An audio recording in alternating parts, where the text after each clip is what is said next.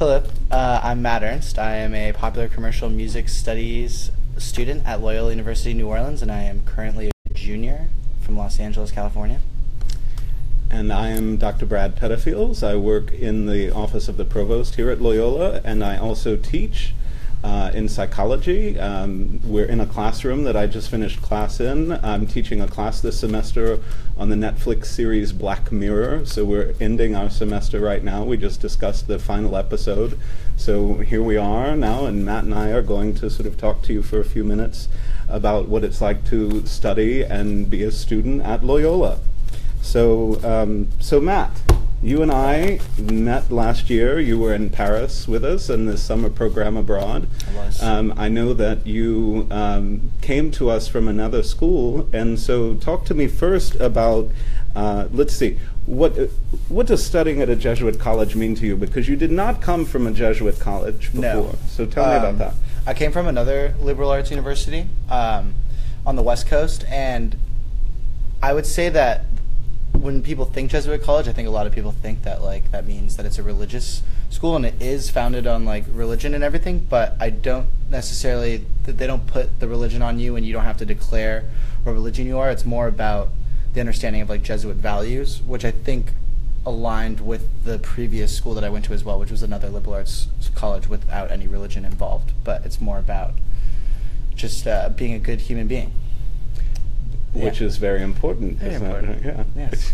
Well, having come to Loyola myself as a student, I know often we think in terms of the classes that you have to take, because part of the Jesuit mission and the Jesuit curriculum is that we require you to take philosophy and religion classes. But in the religion requirements that we have here, you don't have to necessarily take classes in Catholicism. Yeah, no. So would have been some of your classes that you've taken in religion? I haven't actually finished my religious credits but yet. you have taken. But I have taken. I took world religion, one which I know that I have to finish up. And there's also a class on Buddhism, and which is one I would like to take. But other than that, I haven't taken any other religion courses. So Buddhism, we have classes in Islam, we have classes in sort of women in religions, and so on and so forth. So there are lots of different sort of options there for you. So tell me about your decision to come here, because again, you did not start with us, so you came from somewhere else. Why Loyola? Why New Orleans? I think that a big thing to think about too is that I didn't necessarily have a terrible time my freshman year at my other college. I actually had a great time, but I realized that the program that I was in, I'm a music student, and a lot of music colleges only focus on jazz and classical, and it's for a musician who doesn't necessarily have a background in either of those, it's kind of hard getting into the program and thriving when you feel behind. So I took some time off, and I went on tour with a previous band that I was in. And as I was thinking about going back to school, I looked back at Loyola, which I applied to my first year, but they didn't have this specific program. And then seeing that they had a music program that was way more about the creative side and the business side, and talking to you about an artist without necessarily having a prolific educational background in music, was really, really inspiring. And then I was really nervous about coming here and auditioning, but when I came to my audition, they had me play my songs, and it was more about my efforts as a musician, which I felt were great. And then coming here and coming into the community, I think it just was such a perfect fit for what I was doing musically and where I was as a person. So it was very awesome. And it's been a good fit for you. One of the things that I've loved in terms of getting to know more about you, when we were in Paris, you mentioned how much you sort of changed in terms of your way of thinking about what you want to do in the future. Definitely. Just in the month that we were abroad this summer. Oh yeah, absolutely. And tell us about that, because you had an experience there. Yeah, I think even after that, it's been growing.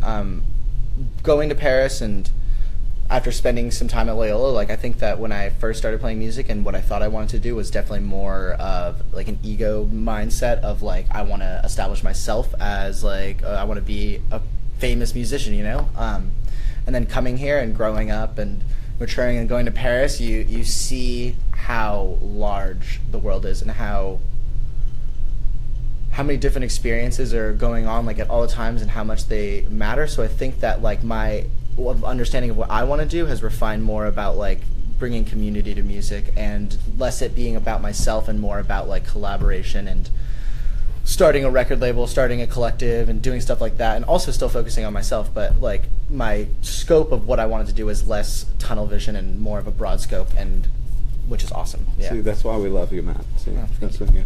So tell me about your favorite class that you've taken here so far. That's hard. I actually had to think about that when I was getting these questions. I think favorite class is that's a really tough question. Of course, it was mine. No, I'm just kidding. I haven't. Yeah. Well, it was in Paris. I feel like it may be yours next semester. Yeah. But I think there's great teachers that teach, like especially in my curriculum, where I'm learning how to engineer, how to code, how to go in a recording studio. But personally, I would say my classes with Billy O'Connell have been the most beneficial. Not just about the stuff I've been learning in terms of like tactile instrumentation and doing stuff like that, but just about how to act in the business world. And one phrase, value alignment, has been like the biggest thing I've taken from college, which is something that he teaches. And tell me, what are the names of the courses that you're talking about that he teaches? Specifically, value alignment comes up in management, which is Billy's first class, and then I'm in marketing now. And he also offers entrepreneurship, but that's not PopCom. Okay, So I understand. yeah. So what advice would you give to a student who has no idea what they want to major in? How would you pick a major? Because you came with a general idea of what you wanted to do, but what would you say to a student who was not sure about what they might want to do? I think a lot of people panic about their major, and I think that's why it seems like such a difficult question. I don't think that people coming to school should be worried about that. I think they should have an idea of what they like, and I think that is good enough. But if you do have problems like with understanding your major, like guys like Brad, like I mean that's where I would go. Yeah. If I wanted to figure out like where I mean we also have the college plan area, like just career development and everything. And so, well, you know, because you've been to my office before, but one of the things that I do at Loyola is that I'm in charge of the Student Success Center, and part of that has to do with advising, and we partner with the Career Center and so on. And I often say to parents and to students that it's unfair in many ways that we expect freshmen in college to know what they want to do with the rest of their lives. Yeah. And I think that is a benefit of the curriculum that we have here in terms of the Jesuit curriculum. There is a great deal of sort of autonomy in terms of taking a different variety of courses to expose you to different ways of thinking and to help you to sort of change your vision, just as you did in just what you have explained to us here about going from this sort of tunnel vision to sort of broadening the scope of what you hope to accomplish in the world. Totally. And that can take it can take many different sort of forms. Many of our students come thinking they are going to med school, but then they might discover a different part of science that they've never thought and about. It's always after Right. they've been here for a minute and they've had like time to figure themselves out, which is also why I think liberal arts education is so great. Because there is, I don't know if buffer period is the right word, but like your first year here is like you're not like diving into your major or like what you're going to be doing for the rest of your life. Like there's a lot of like different options that you're able to take, which is why I would say buffer period. It's like kind of like you just got here, don't freak out. Like you have time to figure this stuff out. That's our technical term. That is the Matt Ernst term, the buffer period. That's period. not what I would say. But Yeah. that's You know what I'm you. saying? I know Like, what yeah. you are. Yes, I know what you're saying. So tell me about a normal day for you when you come to campus. What do you do? Well, I live off campus now, which is great. But I'm able to come to school. I have classes. Usually I have about 3 to 4 classes a day. I'm taking about 16, 17 credits now. So I'll be at school for maybe like 2 hours, and I will be able to go home, practice my instrument, hang out, do whatever. Come back to school, finish out my day, and then like do my homework. I have like time in the day to do my homework. I'm never feeling like too stressed. Like I have a lot. I think what's great about scheduling at the school is that you can really schedule your days, and you can really plan out what you need, and if you need time in between the days to get stuff done. Like I'm never feeling claustrophobic or suffocated by my course load, and coming to school is like really easy breezy. Everything's super close. Coming from LA, I imagine that New Orleans is It's insanely better in terms of traveling to where you need to go, commuting. Commuting, which might be 5 blocks. Yeah, basically. seriously. Yeah. And so, what do you do when? Okay, so tell me about New Orleans as a city, as the setting for our university. What do you do for fun in New Orleans? I think that's the best part about this university is the city that you're in. And I don't think that I even understood where I was moving to when I moved here as a transfer. And that's a big thing that I think oncoming freshmen will see very quickly is that you're not just going to Loyola University New Orleans, you're moving to New Orleans, which is an incredible city. There's always something to do. There's shows every night. I think I see 2 to 3 bands a week. I'm constantly going out, and it's cheap to go out, and it's easy. There's transportation. It's not it's not a big city, but it's a small town that feels like a big city, which is great. So you get the best of both worlds.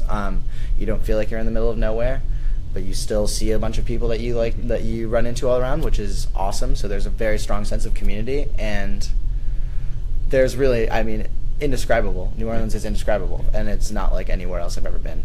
So and it's important. It's important what you've just said, because I'm working with a freshman right now who is taking one of my classes who is from New York City, and at one point around midterm he said, I'm feeling claustrophobic, and I said, have you been getting off campus? Yeah. And he said no.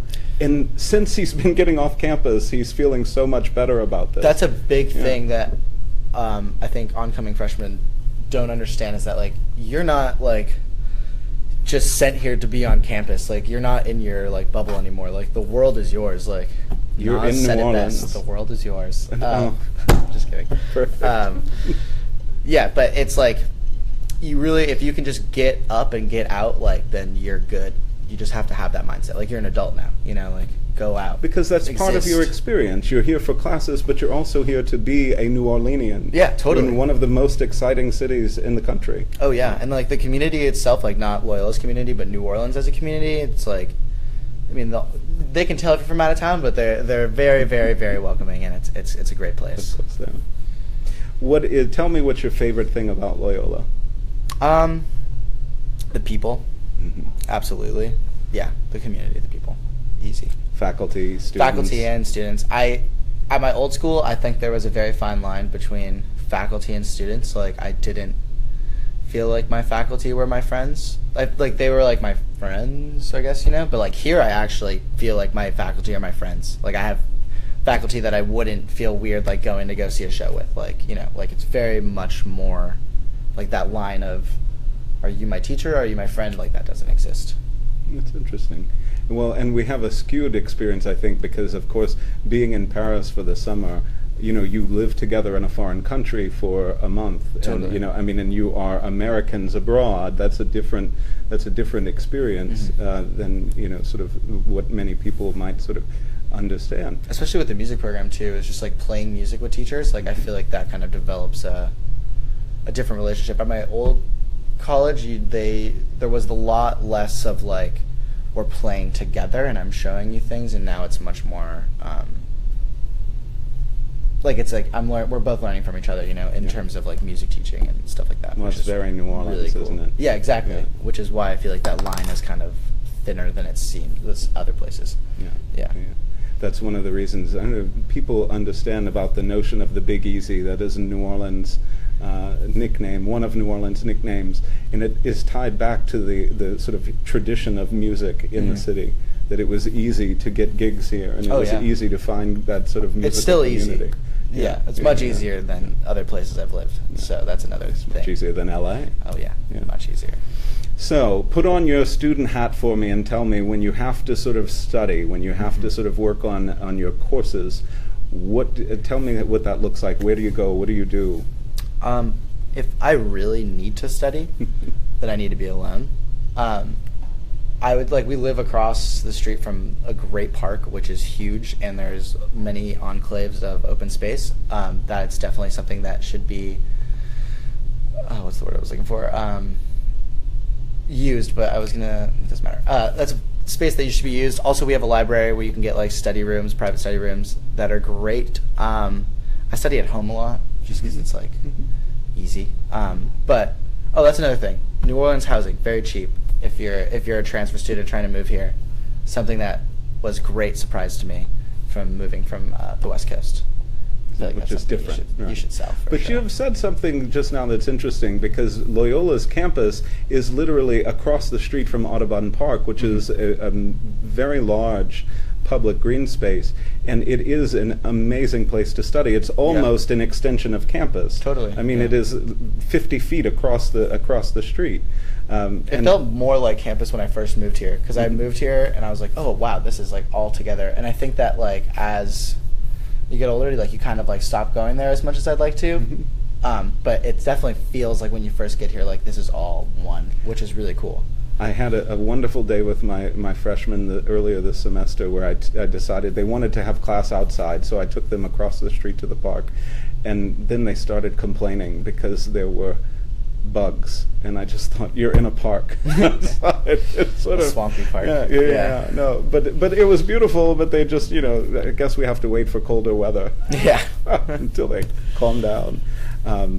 So you're happy with your decision then to come here? Oh, absolutely. Yeah, I think that moving to New Orleans was the greatest thing I could have done for myself. And it teaches you how to like truly be an adult, I think, better than other places do, because there's a strong sense of like, if you want to get something done, then you got to do it here. There's not like, this isn't a place where the pace of life is necessarily super fast and you're just gonna like move with everything. Like, this is a place where like you can truly thrive and be who you want to be, if you want to, whatever that is you want to do.